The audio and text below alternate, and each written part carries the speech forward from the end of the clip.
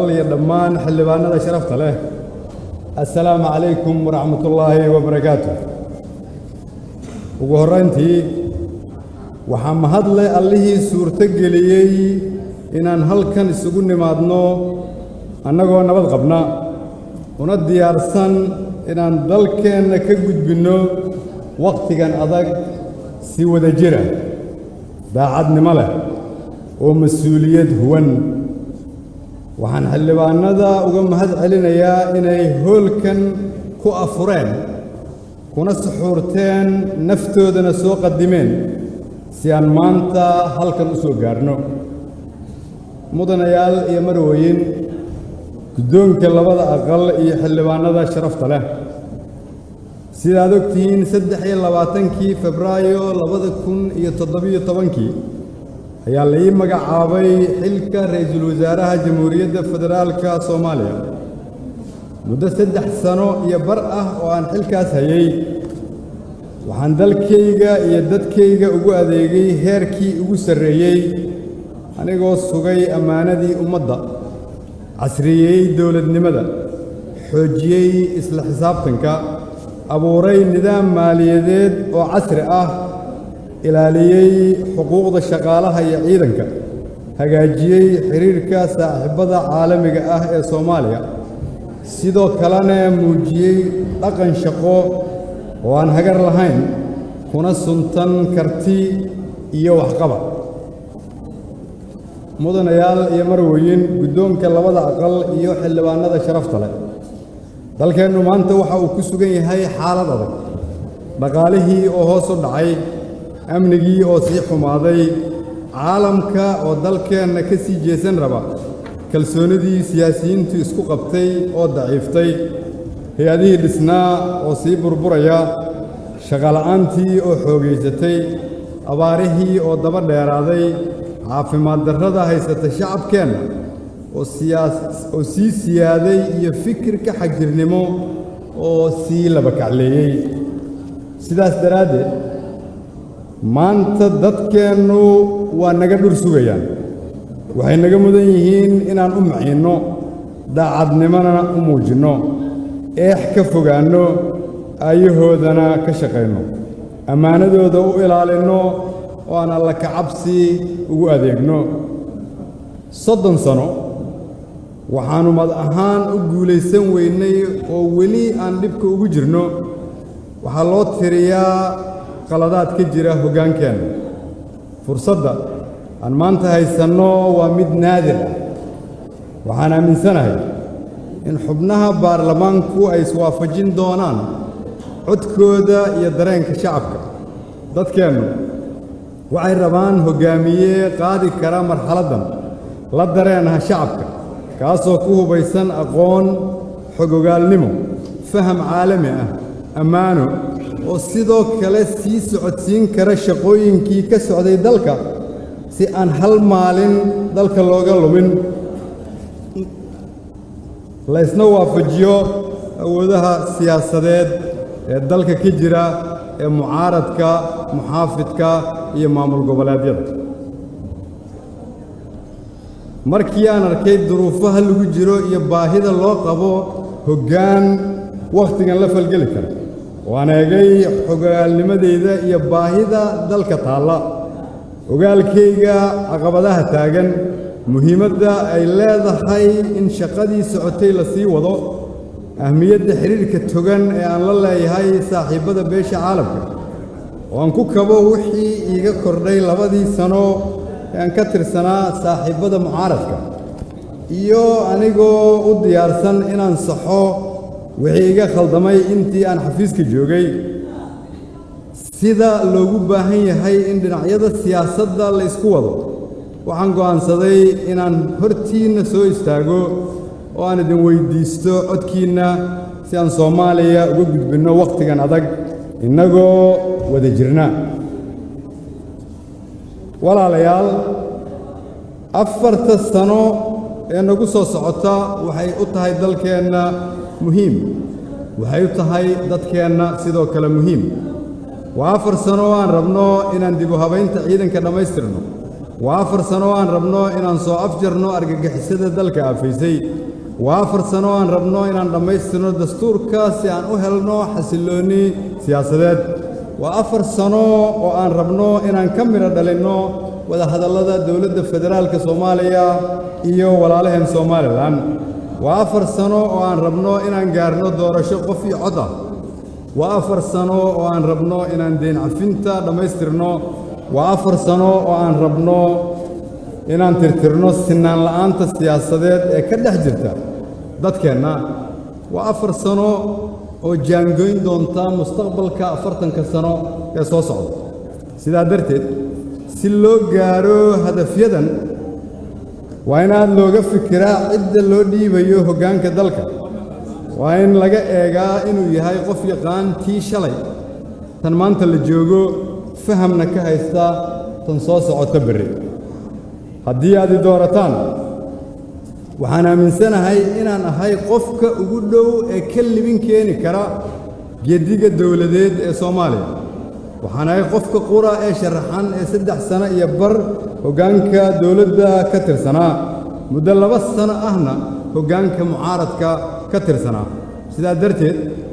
khibradeydu waxay abuuri kartaa is-ogol siyaasadeed iyo dawladnimo loo dhan yahay waxaan ogahay shaqada dawladdu halka ay maanta taagan tahay waxaan darsay muddadii aan bannaanka joogay caqabadaha ina hor taagan iyo xalkii looga gudbi lahaa waxaan aqoon u leeyahay qaabka loola shaqeeyo iyo luqadda lagula hadlo saaxiibada caalamka ah ee kaalmeeya Soomaaliya dib u habeyntii ciidanka iyo dib u xoreyntii dalku meeshii aan uga soo tagay ayay dib uga dhacday dhaqaalihiina hoos ayuu uga dhacay halkii aan uga soo tagay dalkiina deyn cusub ayaa lagu yeeshay sidaa darteed waxaa ii diyaarsan qorshe degdeg ah oo aan dalkayga ku gaarsiin karo isku filnaansho amni iyo mid dhaqaale xildhibaanada sharafta leh iyo guddoonka labada aqal haddii aad doorataan waxaan ballan qaadayaa inaan dhammaystiro dastuurka haddii aad doorataan waxaan ballan qaadayaa inaan dhammaystiro dib u habeynta ciidanka haddii aad doorataan waxaan dalka ka xoreyn doonaa al-shabaab inta aanay dhammaan muddo xuleedkaygu haddii aad doorataan waxaan 4 sano shaqo abuur kala duwan u samayn doonaa ugu yaraan 100,000 oo dhallinyaro Soomaaliyeed ah oo kala jooga guud ahaan gobollada dalka haddii aad doorataan maamul goboleed walba iyo gobolka Banaadir waxaan ka dhisi doonaa isbitaallo loogu adeego shacabka loogana maarmo in caafimaad dalka dibaddiisa laga raadsado haddii aad doorataan waxaan dhammaystiri doonaa deyn cafinta si dalku u helo maalgashi caalami haddii aad doorataan waxaan miisaaniyadda dalka muddo 4 sano ku gaarsiin doonaa ugu yaraan $2 bilyan haddii aad doorataan waxaan ilaalin doonaa xasaanadda xildhibaanada iyo kala madax bannaanida baarlamaanka iyo hay'adaha fulinta haddii aad doorataan waxaan ku kordhin doonaa gunnada xildhibaanada ugu yaraan 30% sidoo kale waxaan gunnada xildhibaanada ku kordhin doonaa gunno daboosha kirada guryaha xildhibaanada haddii aad doorataan xildhibaan walba iyo qoyskiisa waxay heli doonaan caymis caafimaad oo ah isbitaalada dalka gudihiisa iyo dalka dibaddiisa haddii aad doorataan waxaan tirtiri doonaa sinaan la'aanta dadka Soomaaliyeed ee ka dhex jirta siyaasadda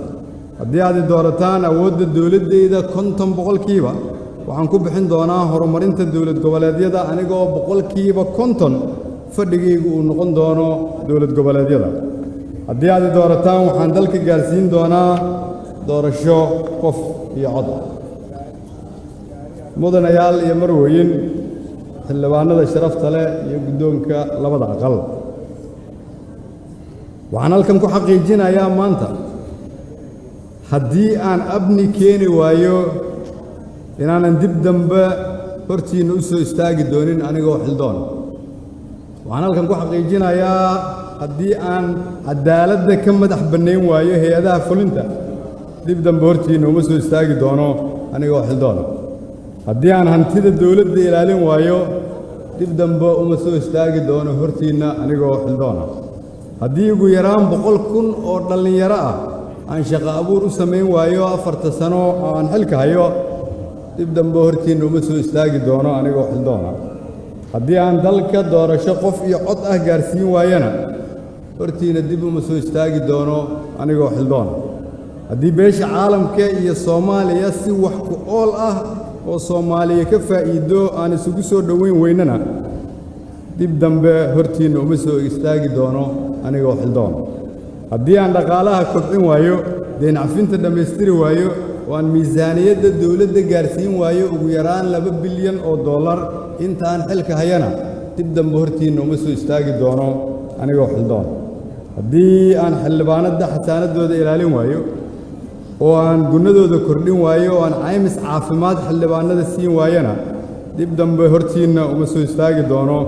anigoo xildoona mudanayaal iyo marwooyin dhammaan xildhibaanada sharafta leh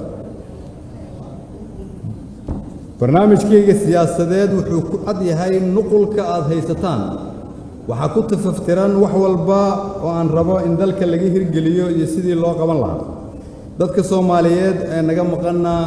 waxaan ku gaarsiinay hab walba oo maanta wax la isugu gudbin karo haddii aad fursad siisaan oo aan dhaqan gelino barnaamij siyaasadeedkan aan idin soo bandhigay waxaan aaminsanahay inaan gaari karno Soomaaliyada aan ku taamayno kulligeed mudanayaal iyo marwooyin guddoonka labada aqal